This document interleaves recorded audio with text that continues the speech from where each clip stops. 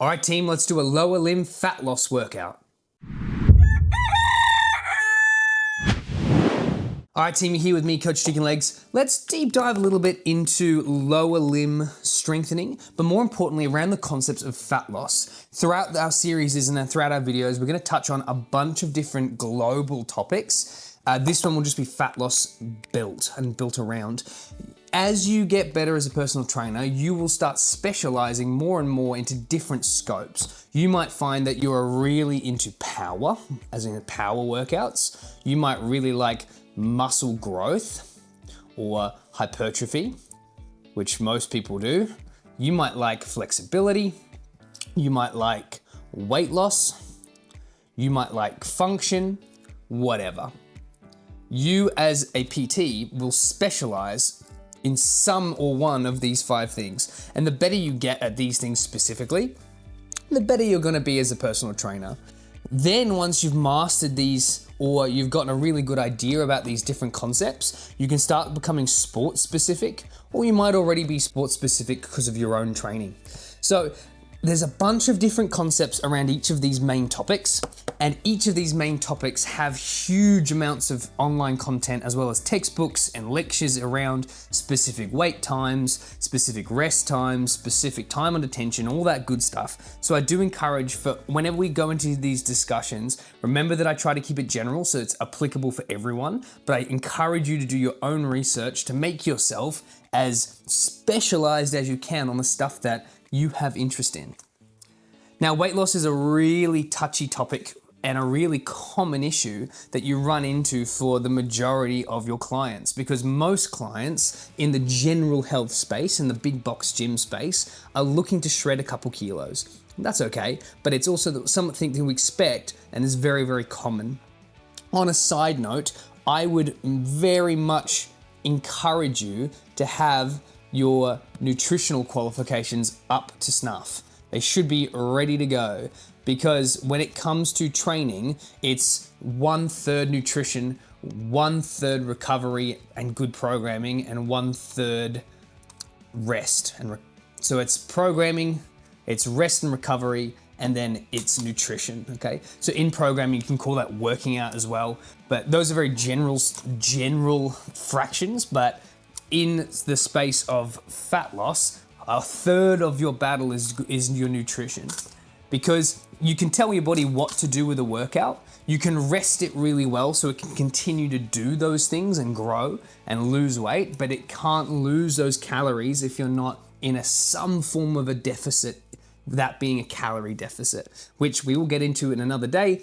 If you want to deep dive in nutrition, go watch my nutritional series that's on my YouTube channel, Coach Chicken Legs. You can even do it if you like, but that's your prerogative. Let's look at some of the concepts around weight loss first, some fat loss, because people love the word fat loss. A good idea for your marketing. The word fat is always something that people are either triggered by or encouraged or interested by. Fat loss. Now, with fat loss, it is a game of continued heart rate. Why? Because fat loss can be done in several different ways. There's low intensity, mid intensity, and high intensity. And just like we discussed with hypertrophy, each zone will do a slightly different thing. I can lose, let's say I want to lose 300, let's say I want to do 300 calories worth of energy burning to help me put me in my deficit for the day. I can do a really, really high intense workout of 10 minutes of really big push and running and sprinting and off you go, bang, bang, bang, and burn 300 calories in 10 minutes. I can do a 30-minute or 40-minute, maybe even a 20-minute playful jog or activity that's keeping my heart rate pretty steady, and I can lose 300 calories. And I could do a low intensity where I could sit on a bike for an hour. While watching TV, I could go for a light walk, whatever, and lose 300 calories. So there's many different ways to do it. It's just depending on how you want to play. Do you want your client's heart rate to be in 65 to 75%? Do you want it to be 75 to 85%? and you want it to be 85 to 100%, which is where these different low, mid, and high heart rate intensities sit. Okay? With this, the question I ask, and this is where you need to be a bit thoughtful as a PT, is that most people who are looking for weight loss are usually more deconditioned. Now, that means they might be new to exercise, they might be carrying around a lot of excess tissue, a lot of excess fat tissue, they might be having real apprehension towards gym routines and gym programming because they don't want to look a fool, or it might be their first time around the space, or they're embarrassed by how their body's functioning. And because of that, due to this deconditioned nature or this inability to train or their inactivity in their lives, what we would perceive as low intensity, so when you or I as a coach do an activity like a ground to standing where you lie on the floor and take your time getting up and down, might be for us a really low activity that you think is a bit of a joke, but for your client might be mid or high intensity because of how much extra load they have to move and the nature of their blood pressure and things like that. So we always have to do a pre-screening for heavier clients and to gauge where they sit in this realm of fat loss. When we look at new clients, as in not new to you, but new to the training space, heavy clients and injured clients, as a good rule of thumb to keep you safe, keep them safe, and to program them into success, we stay as much as we can in the low space. We try to keep them as often as we can in the linear plane, which means their shoulders and their hips move as one piece. As we start rotating our client, which is really good for farmer's strength, which is called transverse, which for your anatomy nerds is just the transverse plane, the plane that cuts you in half from head to tail. That plane is really good for functional movement, like farmer strength. So these things we are probably gonna leave to in the warm-up or to the cool down, or even not do them at all for weeks to months until our client moves out of this high injury, high risk state of being heavy and not being able to function, until they come into a bit more of a moderate where we can start playing with movement patterns more so than we can just focus on weight loss. So keep these things in mind, team. Weight loss is so common, but you don't want to decentivize the client. You don't want the client to give up before they start seeing results, and that is done by overcomplicating programs, making client programs way too hard, or making the client feel like an idiot. Also, injuring a client's a good way to get them to quit. Okay, so it's our job now in writing this next program to keep our clients safe. Okay, so with our client, keeping in mind that lower intensity, low and mid is probably the safest bet, we have two options. We can either do steady state training, or we can do interval training. What does that mean? Well, as a coach, you've probably heard the term HIIT training because it's the #1 bloody marketing tool at the minute, at least now in 2025 or whenever it is that you're watching this. HIIT training means high intensity interval training, which just means your heart rate's going to its highest capacity and then coming back down to resting, and we repeat. Okay? For interval training, you don't always have to go to the high space. You can go to the middle space or the low space. So you can do MIT training, or you can do LIT training if you want. So your heart rate goes to the middle state, which is 75 to 85% of their heart rate, which you can tell because it's on their Fit Watch. It can be on your TV screen at the gym, or you can just ask them how it feels out of 10. And if it's, in that 7 to 8 range, 6 to 8 range, that's probably middle.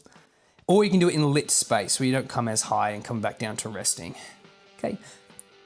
On the other side of that coin, we have steady state training, which just means that instead of coming up and down like an interval, we hit the desired heart rate outcome and we try to maintain it for as long as we can. Steady state, meaning an unwavering state of heart rate.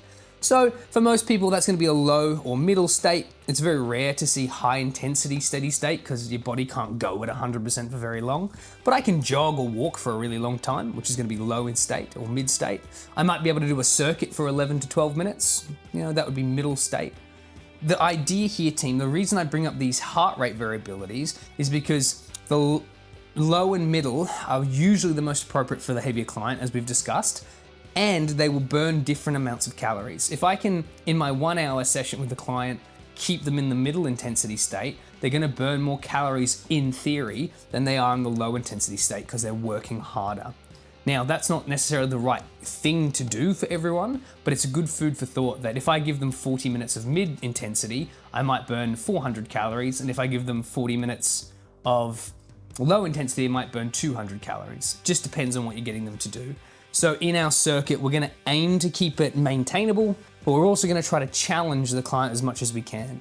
We will use stuff like sitting on an exercise bike at home and light walking for when they're not spending money for your hour of attention. So then the program we're gonna write, you can do it as a one-on-one, or you can just give it to them as an exercise prescription or an exercise workout. Be mindful of the word prescription if you're just a PT.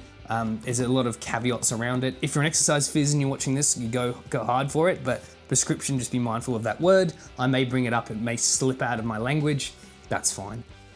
So let's warm our client up. Now, there are 2 types of warm up that I always talk about and that you're probably getting sick of hearing, but we'll touch on it for those who don't know.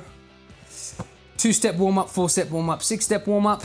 2 steps, usually quick and easy, done in 3 to 5 minutes. And we usually use it if we have a lot to do in a session or our client's late. 4-step warm-ups between 7 and 11 minutes, used most commonly by PTs or most commonly in circuits and group sessions because it's easy to set up and it's easy to understand.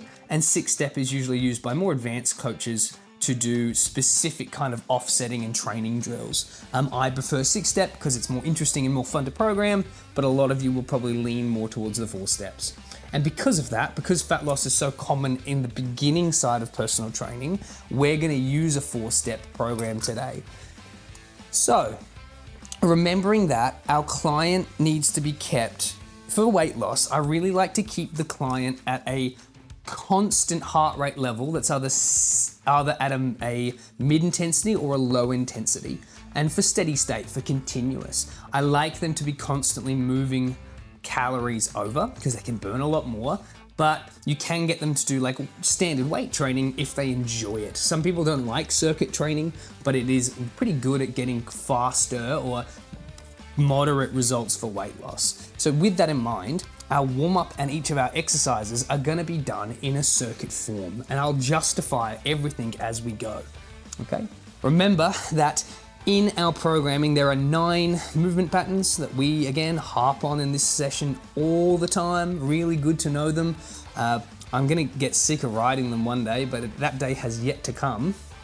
Push, pull, plank, squat, lunge, hinge, crawl, ground to standing, and gait. Now, we've talked about this is gonna be a leg day, so a lower limb. I like to tailor these 3 things, each of these guys together. So push, pull, plank likes to live together, squat, lunge, hinge likes to live together, crawl, ground to standing loves to live together. They don't have to, that's not a rule. It's just easier to program. Some sessions I will write will have all these things in them. Traditionally, push, pull, plank, squat, lunge, hinge is better at building muscle and is a safer space because it's in a line. Linear training, linear is always good in a line. And traditionally, crawl, ground to standing, and gait is more transverse. Just traditionally, it's not always the case, but commonly you'll end up doing a little bit of rotation doing those movements. They're your weird movements of the 9, and so we usually save those for functional training or doing something specific like sports. But we're doing squat, lunge, hinge, so it's really important that we know what our goal is. We don't just give a workout. We're like, well, what's the point? Well, the point is to do some sort of lower limb day. We've decided prior to this that we value squats, which may be because we just need to hit that movement pattern this week. It might be that the client says that they have really strong lower limbs and they're excited to do that. For example, female clients often love a bit of a lower limb day because they perceive themselves as having stronger lower limbs, and it's more of a feminine thing to be good at than it is to have a big strong bench for a lady. So not a bad idea to listen to what your client likes and give them those things to encourage exercise, particularly around fat loss. So we're building a squat day, okay? So our main movement is squat. So Hey team, if you're liking this content, what I need you to do is follow us, support us, leave comments. We're here to help programmers be better at programming, make coaches and PTs the best of the best that we can, and it starts with programming and it starts with you. Share, like, subscribe. In our 4-step warm-up, there are, who would have thought, 4 steps to consider. I have 1 linear movement, 1 mobility movement, 1 transverse movement, and 1 linear movement again to bring it all home. And what that means is, in relation to the squat, I want to do a movement that is where the shoulders and hips don't move away from each other, that they stay in a traditional line. When in doubt, think about traditional bodybuilding. So like push-ups, squats, deadlifts, chin-ups, bicep curls, triceps, shoulders, overhead, lateral, rears, bent over rows, all of that. There's no time that your shoulders and hips move away from each other in any real extent. So that is what we consider linear. So when it comes to squats, what is a movement you can do that is linear, where their body stays in a line, but they're doing the action of squatting? Well, who would have thought you could just do a bodyweight squat? That's so fine. There's no issue with that. We're keeping in mind that this client is a little larger, potentially, because they want to lose weight, or a little deconditioned. So I like to start them off with body weight, so we can kind of gauge where they're at throughout the session. If you need to change the exercises up because your client is more deconditioned and needs more help than a body weight, you can get them to sit in a chair. So do chair sits, sit in chair. You can give them something to suspend them, like a TRX or bands, to help guide them through the movement. If it's too easy for them, you can get them to squat deeper, whatever. It's just warm up. But at the minute, we're gonna do body weight squats, okay?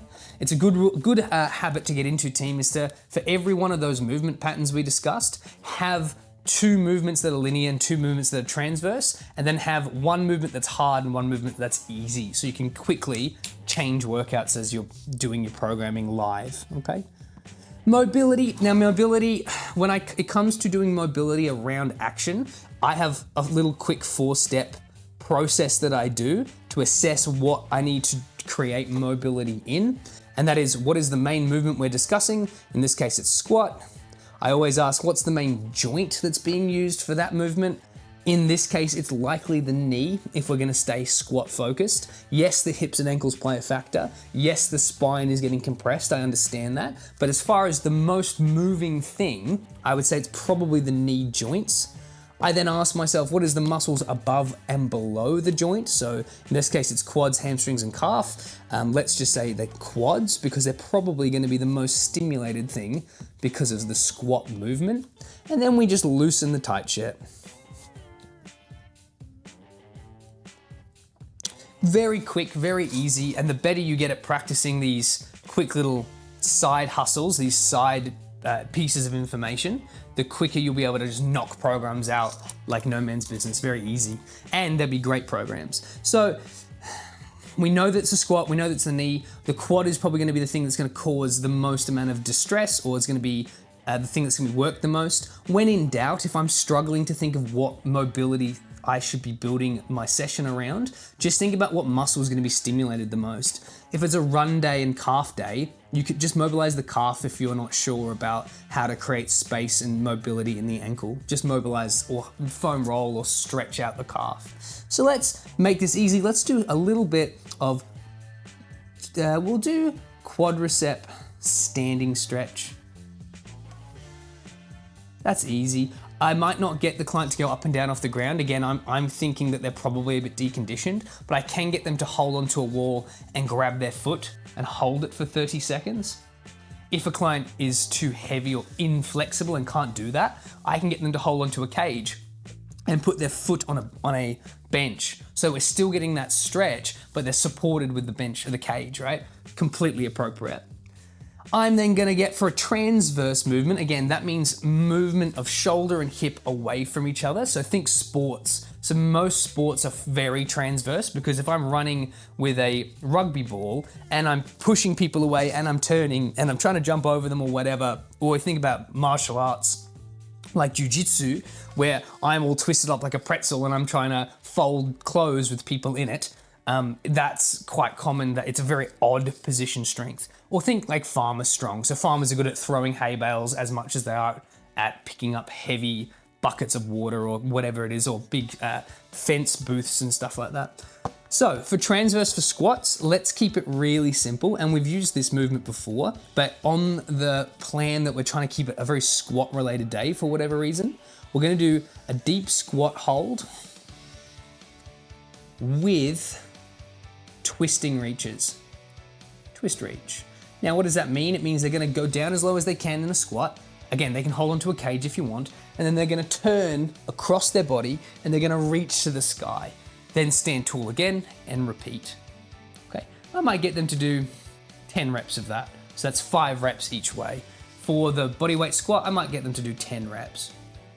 Now we end it with linear, we wanna bring it home. I might decide now to make it a little bit harder just to encourage a little bit more blood flow as we start moving them. So I might get them to do a dual hold dumbbell squat.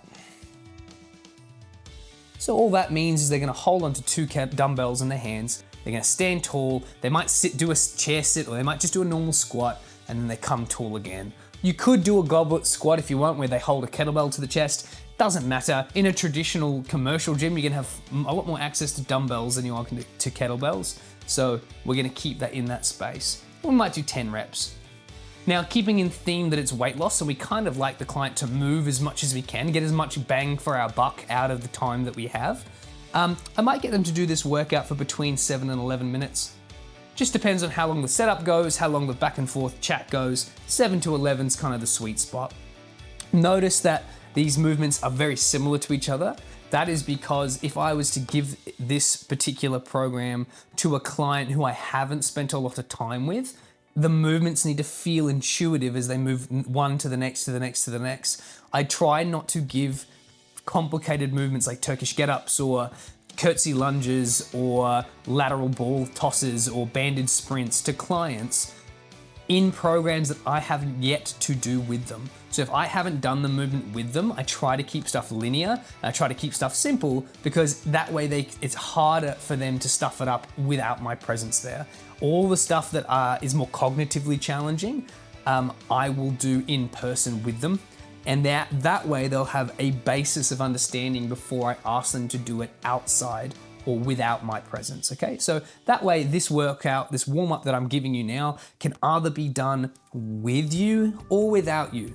No, not a bad idea to test it yourself, but I digress. 7 to 11 minutes I want you to get them to do this for. This is a good time to check their heart rates. You might find that this is pushing them into the mid-intensity, or we want this to be more low intensity if we can. We don't want them to kill themselves. This is all about just warming up the kitchen so we can cook in it, okay? Keep this in mind. So that's our warm up. Let's say that's gonna take us about 10 minutes. I'm gonna keep track of how long this workout is going on the side for you, because when you're building programs, care less about how many exercises you're doing and care more about how long they're gonna take, because that will give you a good guesstimate of how long your sessions are gonna be. And always factor in a 5 to 10% overflow for people mucking around, having a water, having a piss break, having a chat, not understanding concepts, taking their time in warm-ups, deloading weights and etc. Always give a 5 to 10% buffer on each end. This session is gonna take about 60 minutes because I'm gonna assume that it's either done with a coach, which is about 60-minute session, or for the majority of fat loss clients, particularly newer clients, they don't want to live in the gym.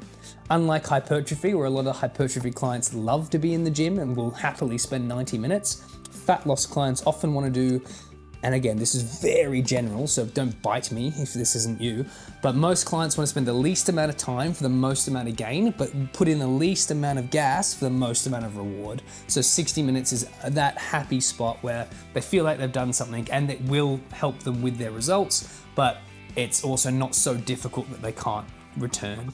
If I give them a 30-minute kill you session, for this specific client, probably not the best idea. So, let's look at exercise/circuit 1. Now, I want to keep all these movements today in circuit base. because I want them to move the body as much as they can. And that way I can adjust the movements, so that way I can have some movements that are gonna jack their heart rate up and some movements that are gonna help bring their heart rates back down. So the same as before, 7 to 11 minutes, depending on the setup and etc. I'm gonna give them 3 movements to do. And I don't just pick my movements willy-nilly. I know from our movement patterns that squat loves to live with lunge and hinge. I know that for a deconditioned client or a heavy weight loss client who's got excess body tissue, I know that I want to lean more on linear and less on transverse. So what I'm gonna do, again, this is my thought process as I'm building stuff, as I have these rules in place. I'm gonna have each of the 3 movements for this workout, one have a squat, one be a lunge movement, and one be a hinge movement, okay? Now, I wanna keep them more or less linear, unless the client is a little bit more conditioned and we wanna build some farmer strength, some endurability strength. But if they just wanna look good naked and we've got concerns they're gonna get injured, keep shit linear, save it for the warm-ups where they're a little bit more thinking, okay? So, squat, lunge, hinge are the 3 patterns that love to live together in this space. Again, that's not always true, but in this case, it's true. So we're gonna choose 1 squat movement, 1 lunge movement, and 1 hinge movement.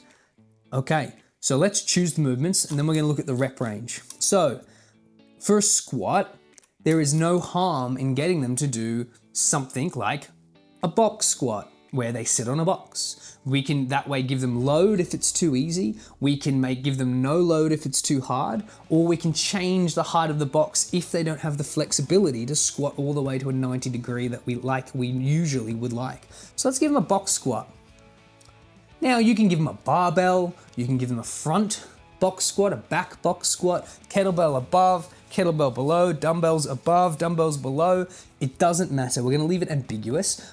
But for the sake of, if you actually want to apply this to a client, let's do a dumbbell box squat. And we're gonna go dual, meaning they're holding 2 dumbbells to their side and they're sitting up and standing up, like that. That way you can determine quickly changes in load and etc. And the best thing is with dumbbells is in commercial gyms, if you're not in a semi-specialist or a specialist gym, in the generic Anytime Fitness, World Gym, Planet Fitness, that kind of space, there will be dumbbells for you to be using. Let's then look at our lunge. For a heavier client, just body weight lunges is gonna do a fantastic job at moving them. It's also gonna give them a good opportunity to work on their ankle balance and proprioception. It's also gonna give you a good idea of how their knees are tracking, if they're caving in or caving out. It's also gonna give you a good idea of how their depth is going and their confidence, okay? They might only do 30% depth with a lunge, so you deem it appropriate to move them over to a cage to get them to do their lunges instead, so they have their hands to support them. Always good to add in hand support in fear of depth, injury, or inability and flexibility, okay? So we might give them some body weight lunges, and for a hinge, we might just get them to do something like a kettlebell deadlift. Now, kettlebell deadlift, yes, it is a hinge, but since we've put the kettlebell between their legs, instead of in front of them like a bar, you're gonna find it's far more of a squat movement than it is a deadlift. If you were to get them to have their legs straight as they performed this movement, we've got our beautiful little kettlebell there, 32 kilos, obviously. So if we get them to a straight body deadlift, then yeah, they're gonna be far more hingy in their movement. Okay? And that's why when we do straight bar deadlifts, since the bar is in front of us, our body has to move a little bit more hingy than it does squatty, although they do cross over slightly. When we give a client a kettlebell between their legs, my kettlebell's a little less good this time. When we give it between their legs, it is far more in line with their midline. So if you look at their feet of where the client is, the kettlebell sits here instead of when you look at a client doing a straight bar, the weight sits here. So it's in line with their midline versus A straight bar isn't. So it actually ends up being more of a squat movement, okay? So that's good food for thought. We're gonna keep it all the same because it is still in the squat range, but just before the comments bite my head off and say, oh, a kettlebell deadlift isn't a hinge movement, it's a squat movement, I'm aware. Thank you very much, comment section. So, we have our movements. I love having kettlebells or dumbbells in this instance because I can adapt the weight accordingly and they don't have to go as low in this squat or this hinge movement as they do in the box squat. For movements, the literature suggests somewhere between 10 plus infinity is good for your fat loss. That will change depending on which text you read, but the goal here is not necessarily a rep range, it's to move them a lot. In the case of this discussion, from personal preference, I like somewhere between 15 and 25 reps as a personal point of view. That is completely my decision. You don't have to follow that. You can do your own research, but I find this gets people's heart rates nice and consistent and they have to adjust because the reps are higher, okay? Now, if they do more than 25, I'm probably gonna adjust the weight. If they do less than 15, I'm probably gonna have to adjust the weight. If the client has knee, lower back, spinal issues of any sort, but due to their weight, I'm not gonna do as heavy of a load. Them moving around is enough to get their heart rate up, okay? But if they're just generically a bit heavier and wanna lose some weight, I love a good higher rep range for them. So for this box squat, let's just give them 15 to 20 reps. We'll make it easy and just say 15 reps. For the lunge, it'll be 15 reps each side, okay? So that's gonna be a total of 30. If you don't like that, you can do 10 each side, so it's a total of 20. And for our hinge, we'll do 15 reps as well. And all I'm gonna get them to do is they're gonna try to do as many rounds as possible for 7 to 11 minutes, ideally more like 11 minutes than 7. Okay, we might, if it's a competitive client, we might say we need to aim to get 3 rounds. If this metric is something you're tracking, you want to track how they go on this circuit, I'm gonna say write down how far through you get, and we're over the next 7 to 8 weeks, depending on how long this camp is for them, we will track improvement and hopefully see continued improvement, not stagnation. And if we start seeing stagnation or even worse, descending results, start they're getting worse, not better, we might need to change that circuit up. My suggestion to you new coaches and guys who are writing for fat loss is have no less than 5 tests being tracked throughout their program. So tracking their weight, you might be tracking some of their weights in the program, you might be training hand strength, flexibility, you might be tracking tape around an arm or a gut or a leg or a bum or whatever it is, right? But no less than 5 tests so you can prove to them that when shit gets hard that it's working. I love a good DEXA scan if you want to really get professional on it. So that's the first circuit and that's gonna take us, it's gonna run us about 10 minutes. Okay, let's look at the second circuit. They should be getting warmer now. So we're starting to track their warmth. In the first circuit, we could have given them some lighter weights if we'd like, and that way we can now start increasing from low intensity, maybe more to mid intensity. But again, I don't want to sit there too often. The goal is still to squat. So again, 11 minutes. We need a squat movement. We're gonna do a lunge movement, and we're gonna do a hinge movement. Okay, so we gave a ton of examples for squat previously. That's cool. Let's continue on with that. We might do this time some goblet squats. We can start loading them heavier. We might want to mix it up and do a movement that's similar to a squat, like a leg press. If the client is getting sick of the word squat, like I'm sure you guys probably are as I talk about it. But leg press is similar in that it's very knee joint heavy and it's trying to load the leg. If you've got female clients, they traditionally like these kind of movements because it feels good. And again, we're trying to strengthen that lower limb that traditionally the female populace in the weight loss space quite like. and are usually very powerful at. So it's sometimes a feel-good movement where we might do it because the client likes it, less because it's squat related, okay? Still moving them. The goal really at the end of the day is to get the client to move to burn calories, and how they choose to do that's kind of their prerogative. So just for fun, we're gonna get them to do some leg press, okay?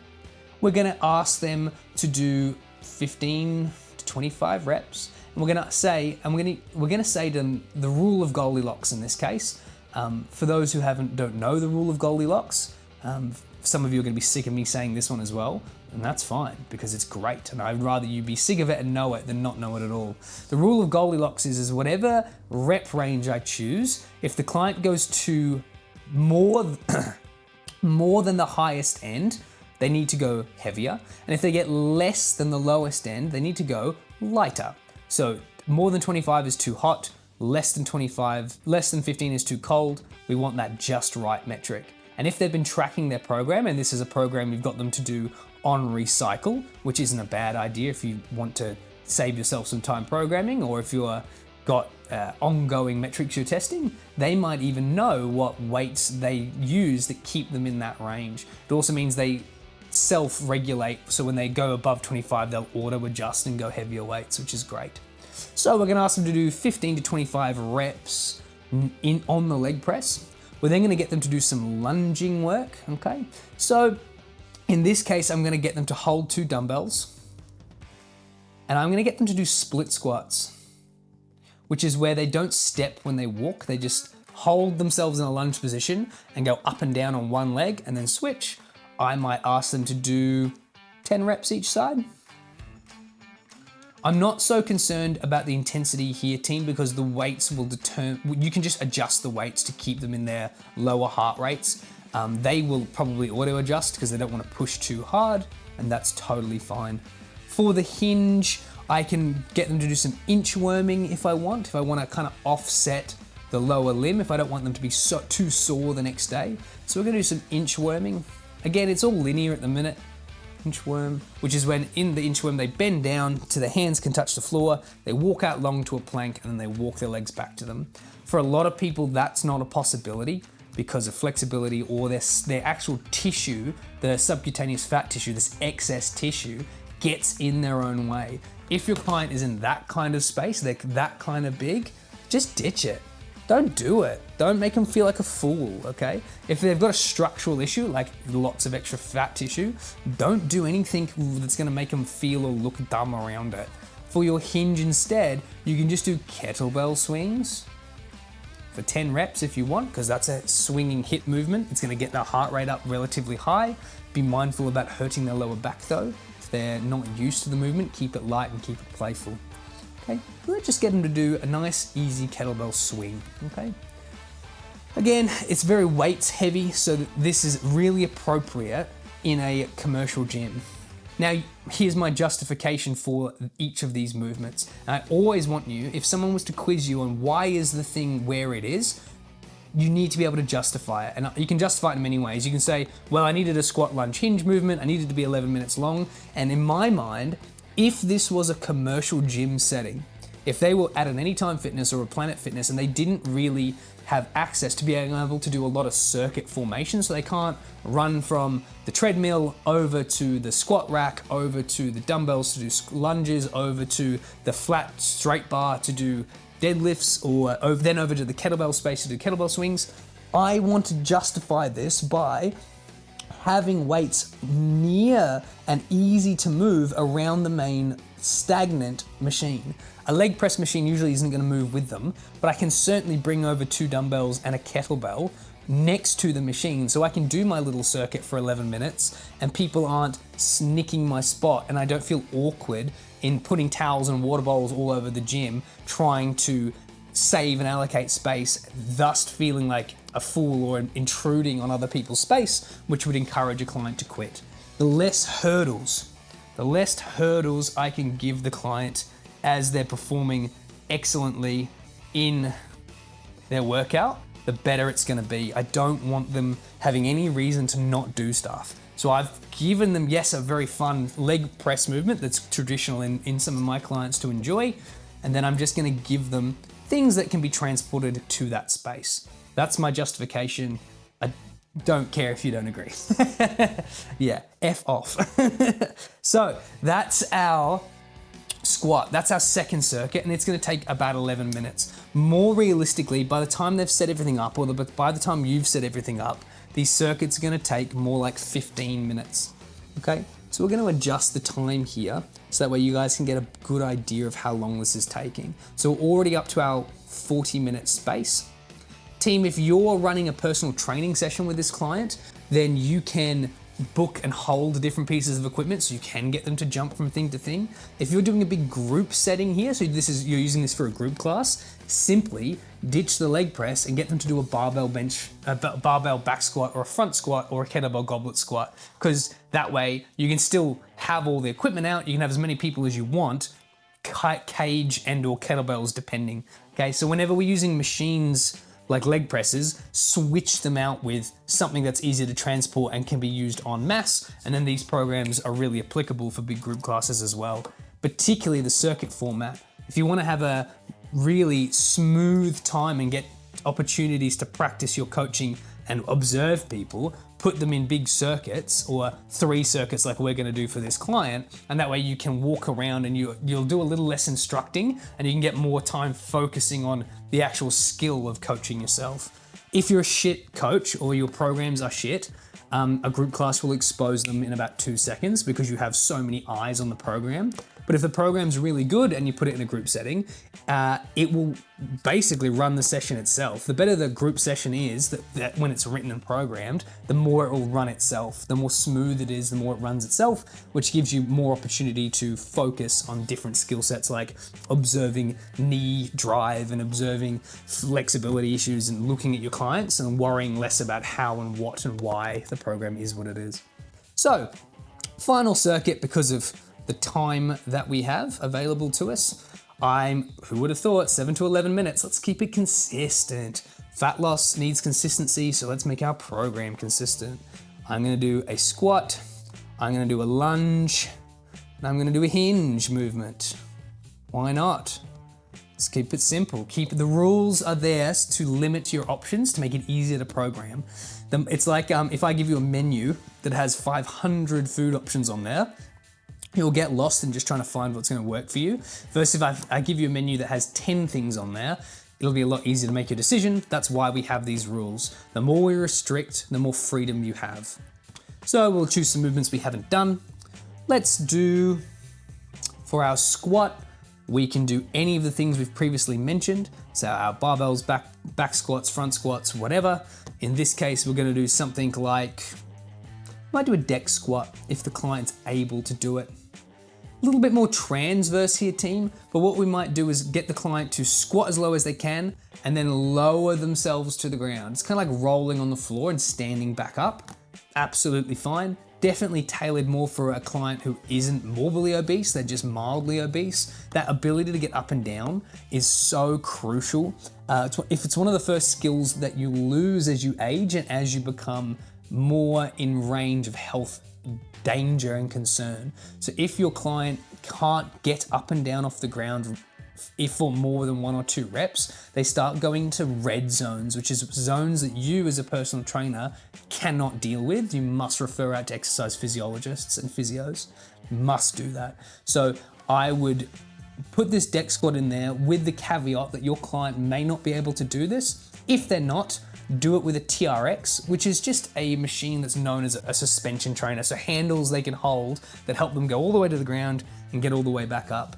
If it's in a class setting, it's pretty easy to do because they just lie down. They squat down to the floor and stand back up. You could even just get them to do a ground to standing if that's too hard, but we are trying to keep it in the squat space. For our lunge, we might mix it up. Let's keep it a bit of fun. It is the last session of the day. We might do a walking, being the keyword, sled. Walking, not running. So they're just gonna casually walk the sled up an elected amount of space and then back, so times 1 lap. Okay, if you don't have access to a sled, if a sled's not gonna work for you, we can do something like walking lunges. We can do stuff like single-legged box steps, where we have a bench or a box next to us. We are not jumping, we are stepping up on the box with one leg and then lowering ourselves back down on one leg. Step ups, single leg. This is fantastic as well. I would heavily suggest that the client is holding onto something like a TRX or a cage when they're doing this, or you can get a client in a group setting if you're not too stressed about their movement, that works as well. So let's keep step ups of single leg just for the sake of it's fun to write. Okay. And then for our hinge, we can do something like a barbell deadlift. Barbell deadlift. We love barbell deadlifts. However, in a group setting, probably not appropriate because of the accessibility to deadlifts and to the bars. In a session with a client who isn't conditioned on how to do deadlifts, might not be appropriate either.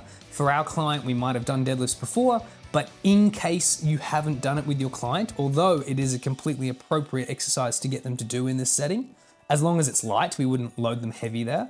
We might instead do something like a good morning, which is where you give them a sandbag or a dumbbell or a plate or a barbell or whatever. They put it either behind them or hold it to their chest and they bow forward like they're bowing to a Jedi, okay, or bowing to a master of some description. That will give them that beautiful hinge movement, okay? And it will probably attack and strengthen and adjust their hamstrings. But remember that the whole goal here is just to get the client to move. Cool. So for our step ups, we might do 10 each side, total of 20. Remember the range we're looking for is 15 to 25 in this specific setting. The good mornings, we might do 15. Doesn't matter. You could do 15 to 25 reps, whatever you want. I just don't want to aggravate the lower back. If they have a huge amount of tissue at the front, so they have, for lack of the clinical words, a fat gut, you don't want to exacerbate their lower back. As they come down, you'll put more strain there. So we might want to keep it on the lower rep range. If that movement is just not going to work for them today, that's fine. You can get them to hold 2 dumbbells and do body weight, dumbbell squats. Keep them in that line, keep their spine supported until they're able to do more advanced movements. Some clients aren't going to be able to do half of this stuff, and you need to be able to adjust it so that it's easier. If you want to make stuff easier, make it more linear, closer to the midline, which means weights are closer to their chest and movements are closer to the mark of balance, and try to keep them either seated or standing. Less hinging. If you're trying to keep stuff easy for beginner clients. Okay. So that's circuit 2. That's circuit 3, even better. Again, about 15 minutes there. And I'm giving you a ton of options in these particular circuits, team, and that's fine. But just to give you some options, I'll give you maybe the actual printout of the things we decided on in the end. And then we're gonna do our cool down. So we're currently up to 55 minutes. That's with that buffer of 5 to 10% of bullshittery or mucking around. My cool down follows the same similar principles to my warm up. I identify the main movement that we did for the day, which is the squat. I think about what's the main joints that we used for the day. I think about what are the muscles above and below the joint that we used today. And I think about loosening the tight shit. Okay? Now, we are either gonna create looseness and mobility in the joint, or we're gonna create looseness and mobility in the muscle. Keep in mind that when we're training, and particularly that squat day specifically, there was a lot of compression work, meaning that their spine is getting compressed down, their hips are getting compressed, their knees are getting compressed, their ankles are getting compressed, which is the nature of weights training. We're putting forces on our bodies that are pushing us down. That's fine. We just need to remember that whenever we compress something, we always want to decompress it at the end of a session to help us avoid long-term injury. Same as if we were doing muscle building always shortens and rips and tears muscle so that it heals shorter. And because of knowing that fact, or it can heal shorter, we need to make sure that we elongate muscle at the end of training so that we don't create these hunched over, hyper tight people. And for fat loss in this particular session's interest, we don't want to create a really compressed person because it will lead to injury. So I'm going to try to decompress them. So if they're a heavier client, I don't want them to do too much movement. So I might do some hanging spine mobility, which is simply means they keep their feet on the ground and I get them to hold onto a bar that is attached to a squat rack or a pull-up bar or whatever. And I get them just to allow themselves to put as much weight as they'd like through their back into their legs to create some space in the spine, okay? The main joints and muscles that we used today were the quads and the knees. So we're gonna touch on that in a sec. But it's never a bad idea to do some hanging spine movements for a minute, or hanging spine mobility for a minute. It's just so commonly an issue in this space, and almost all the clients I see in the fat loss space have some issue with posture, lower back, or shoulder instability. So you might as well start adding it into most of their cooldowns. So ideally, over time, you can offset stuff before it even happens or before it even becomes an issue. A lot of your good darn work and great programming will go unnoticed because your client will just live life with no pain. And they won't ever know the things that you help them avoid. So it's thankless work, but that's okay. For our quad, we can do a standing quad stretch again. If this is a client doing it by themselves, they've already done it at the start, so they understand what that movement is. You can get them to do a half kneeling quad stretch where they are in a half kneeling position on the floor and they grab their foot behind them. It does require some mobility already. We can do a seated or like a camel stretch where they sit down on their calves and stretch their hips forward. Doesn't matter. Whatever's going to create length in the quad. Standing quad stretch never goes astray because it's simple. Most people understand it. Standing quad stretch. Yes, it's a bit basic, but sometimes basic's good. As you get better and better as a PT, you're gonna look to create more and more challenging programs for your own interest's sake because you can get bored writing similar programs all the time. However, at the lower levels, when you're starting off, a lot of clients have similar problems and you wanna keep things simple for them to understand without your presence. So although yes, standing quad stretch is very typical and you'll see it in a lot of examples and a lot of textbooks, that's probably because it works, okay? So there's no harm in relying on the good and old every now and again. As you get better, you might want to mix this up. You can do some banded work, you can do some voodoo flossing, you can have fun with it. But for this client specifically, we're gonna do a minute of standing quad stretch, and then we're gonna do something for the joint. For the joint, so we've done our muscle, we've done the compression issue that we run into. So for the joint, we might do some distraction drill, and I would probably only do this if I was with them, but we're gonna tether a band to the ankle. So I'm gonna put a resistance band, so here's my squat rack cage. Okay, there's my cage. I'm gonna have my client sit down on the floor. I'm gonna give them a bit of a belly because they are, in this instance, a fat loss client, and that's okay. What I'm gonna do is tether a resistance band to the bottom of an immovable object like a cage, and I might tether it around their ankle like this. This is more advanced team, just for the interest's sake of the PTs who are watching this, who are on a higher level or a bit more experienced. I'm gonna get them to move further back until they feel a comfortable stretch in either the ankle or the knee. Even the hip is possible, but the hip's so big that I imagine the ankle and the knee will get the pull first. And all that's doing is in the ankle where the bones sit, relevant to everything else. Okay, we're just creating space here. We're not dislocating anything, we're just creating a little bit of space in the joints, particularly if the joints have been compressed all day.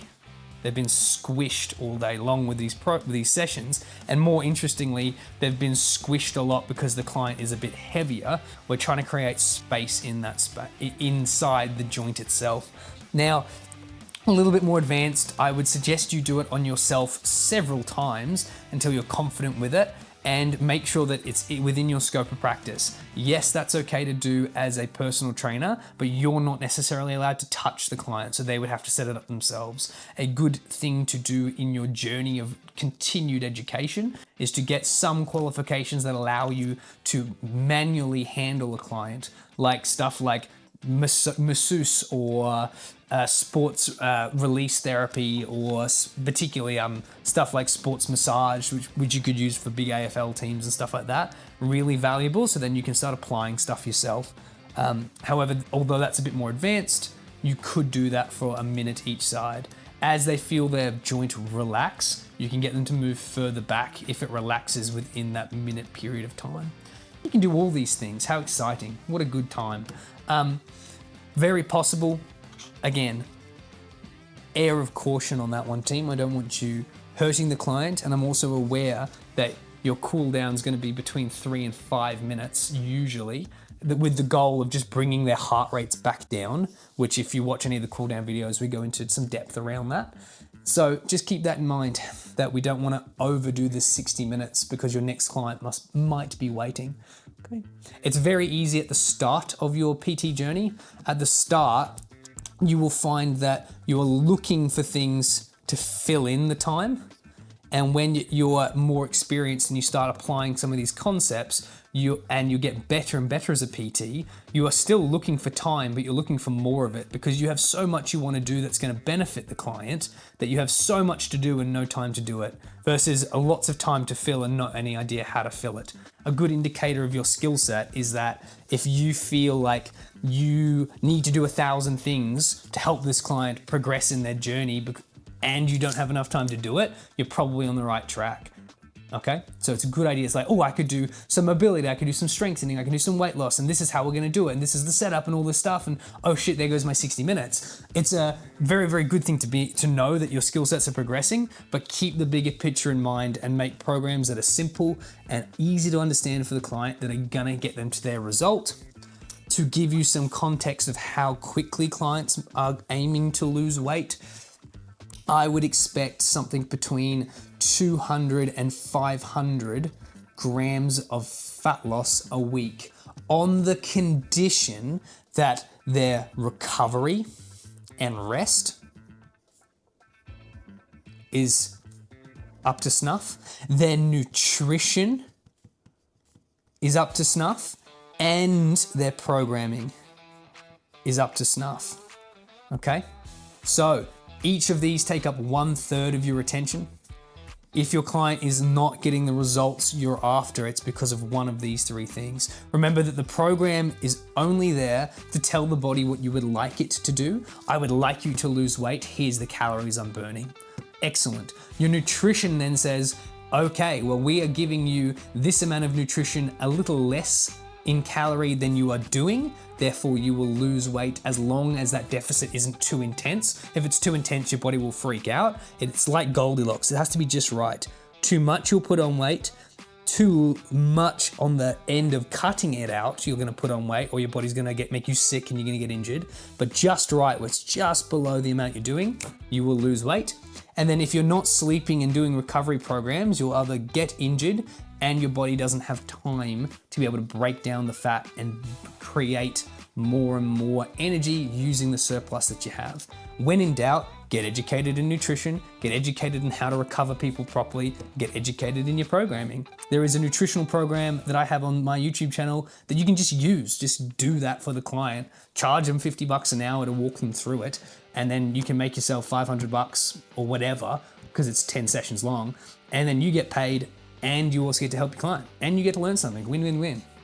Now, from that 200 and 500 grams of fat a week, that will depend on how much excess tissue they have. That will depend on how much they're exercising, how often they're training, all those other factors. There's a lot to it, but I always tell people, and it's good to have some of these in your back pocket, when we are trying to lose weight and or gain muscle, when we're losing weight, we are burning down houses.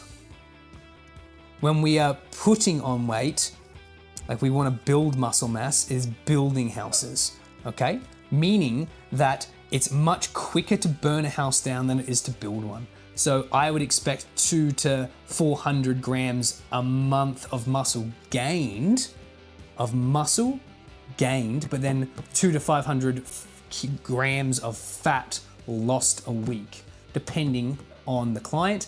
And this is based off the fact that I want them to keep it off. You can get a client to lose a kilo or 2 a week, but depending on how much excess tissue they have and what they're doing, they might not keep it off. Fast isn't always necessarily good because they haven't learnt the skills on how to keep it off, okay? And a lot of it's just water manipulation at the start for that quick weight loss anyway.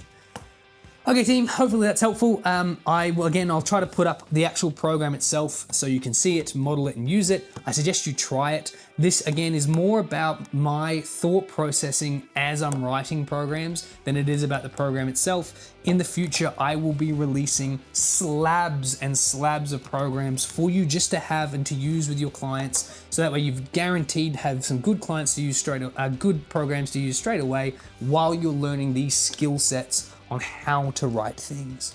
Okay, well, hopefully that was helpful. See you later. Enjoy.